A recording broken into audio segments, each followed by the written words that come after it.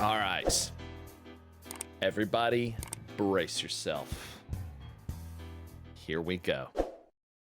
It's time for Bloodborne. Reaper is so edgy, and really it's just living its best life. Or afterlife?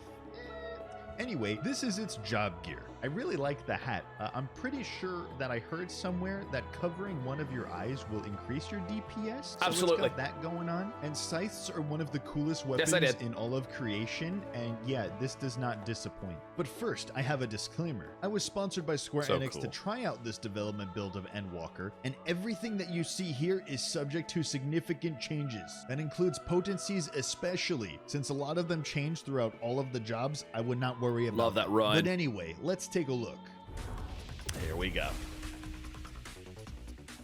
Reaper has two main resources. There's the soul gauge, which is the red one, and the shroud gauge, otherwise known as the blue one. The overall goal is to use your normal attacks to generate soul gauge. Then you spend this soul gauge to use avatar attacks. Good. Using one of those attacks will unlock the use of a soul reaver attack, and those will generate shroud gauge.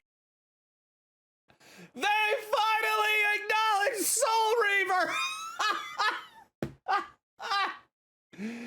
They finally acknowledged it! Thank you, Square Enix!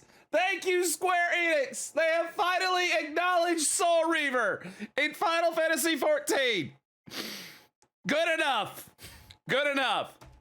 Will unlock the use of a soul reaver attack, and those will generate shroud gauge with the blue one. And then you spend the shroud gauge to let the avatar possess you, which I'm sure is perfectly safe. Once in your spooky mode, you go real fast and you alternate attacks, and you finish it off with a big 1000 potency casted attack called Unio. Also, this graphic is just a single target. There's also AoE versions of this stuff. Ooh. So for the normal attacks that generate your soul gauge, Reaper is a melee, and thus it must have a 1-2-3 combo. It is known. And that combo is Slice into Waxing Slice into Infernal Slice. All of which will increase your soul gauge, which is the red one. Then for AoE, you have an AoE combo, Spinning Scythe into Nightmare Scythe. Please do not use this on single target. And then there are two normal attacks that are on charges. This is Soul Slice for single target and Soul Scythe for AoE. These will generate a whopping 50 soul gauge. Okay, so that was the normal stuff. Next are the avatar attacks, all of which will cost 50 soul gauge. There's Bloodstalk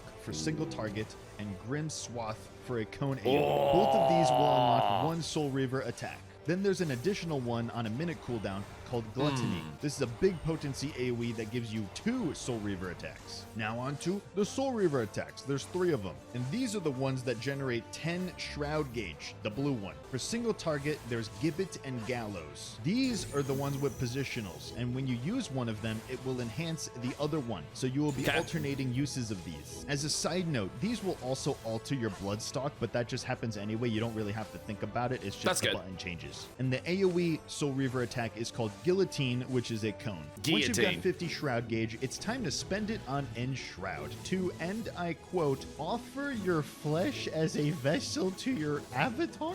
You get— What? What?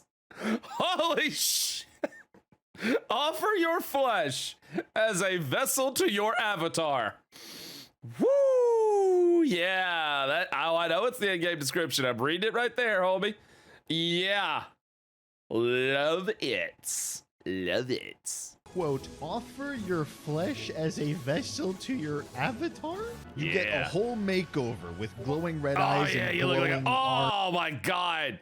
You look like a freaking Grim Reaper and I love it.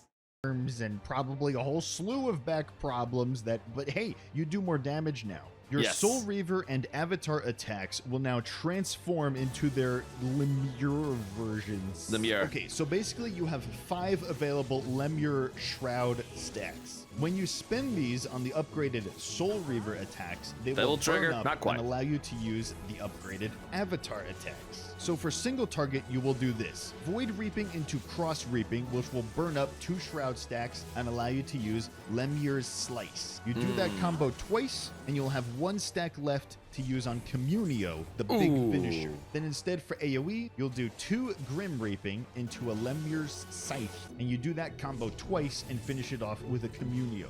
And that is the core loop. It may sound a little strange, but once you play it, it's actually very intuitive and flows super well. I was pushing I think I've got the gist so of do it. as I say and not as I do. But that's not all. You've got an array of tools to help you out. The most important tool is this debuff that needs to be on your targets at all times. Right. It's called Death's Design, of course. It increases the damage that you deal to said target by 10%. Shadow of Death is your single target version of this, and Whirl of Death is your AoE version. I did not keep this up because I'm a big old dummy and I cannot read. Reaper's ranged attack is called I'm probably Arc, even worse. And interestingly, it has a short cast time. Related to that, there's 2 gap closers, Hell's Ingress and Hell's Egress. One of them jumps you forward, the other one jumps you back. And when you use one, the other one changes back to a teleport to bring you back to your Hell's Gate that you left behind. It's called a Hell's Gate. And this will also make your harp instant I cast. love and that. Reaper has utility. There's Arcane Crest. It's a shield that you put on yourself that's 10% of your HP and lasts 5 seconds. If it breaks, you get a regen on everybody. So helpful. And this is a fun one. If that breaks, everybody gets a regen. Ooh. Ooh, that's it. Ooh. There's Arcane Circle. It's a 3% damage buff for everybody around you for 20 seconds. Damn. But the real kicker is that they all have 5 seconds to land a weapon skill or a spell. And if they do, they will give you an Immortal Sacrifice stack, which you can have up to 8 of them if everybody does it. Yes, that means you 2 healers. You can spend these Immortal Sacrifice stacks on Plentiful Harvest, which goes up in potency according to how many stacks that you have. And as long as you have 1 stack, which you always will, it'll give you 50 Shroud Gauge, so you can immediately go into Avatar Possession mode. And the last thing that you've got is Soul Sow, which allows you to use Harvest Moon. It's a big AoE attack. Soul Sow is instant outside of combat, but it has a long cast time during combat. So you'd probably only be doing this during downtime or, of course, outside of battle. And that is everything for Reaper. I had a freaking blast playing it. It just oozes style in everything that it does. Not to mention that I'm a particular fan of Reapers in general, Winky Face. Thank you so much for watching, and all of my videos on the Endwalker job changes are out now, so check out the playlist in the link in the description below. They gave so much love and attention to the design of this job. I swear. Yeah, you get sports. Everybody gets sports. That's right. Everybody's getting sports skills. That's right. That's right. Yep. Reaper's gonna be good. It's gonna be good. Woo! It was a lot to take in, but it's not as complicated as I thought it was going to be. Basically, fill up this gauge, then do moves to fill up this gauge, then do moves after you pop that gauge. Yeah, pretty much it's that. It's that.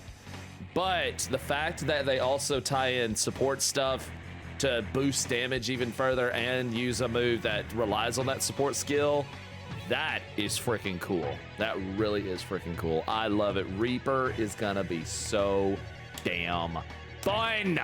My God.